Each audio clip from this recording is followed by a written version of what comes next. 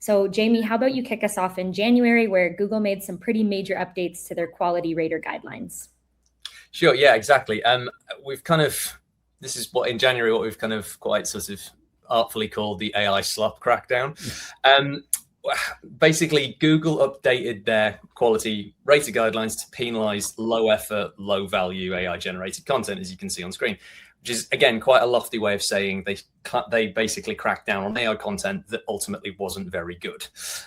Something important to understand here for both agencies and also for your clients is that this crackdown, and just generally kind of one thing that we saw throughout the year, that it doesn't mean that you can't use AI to write or generate content, or that all AI content will get penalized. It just means that generic mass-produced content that paraphrases existing search results without adding anything unique or any extra value could get flagged by their human reviewers and therefore not perform as well in the SERPs.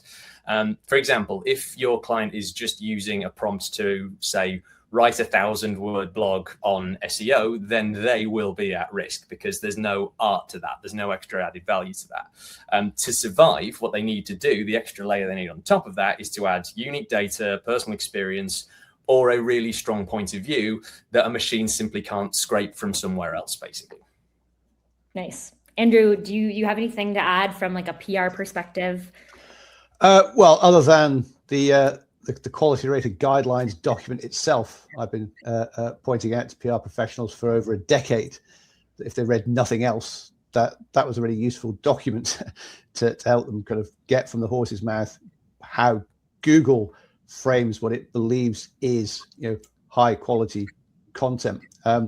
In fact, it's been there for a very long time. There's actually a little section where it advises the quality raters themselves. If you're trying to kind of figure out who's the entity or the person behind this piece of content, how can you go about sort of satisfying yourself that they are truly trustworthy, authoritative? And it suggests go and see if they're being written about in reputable media titles.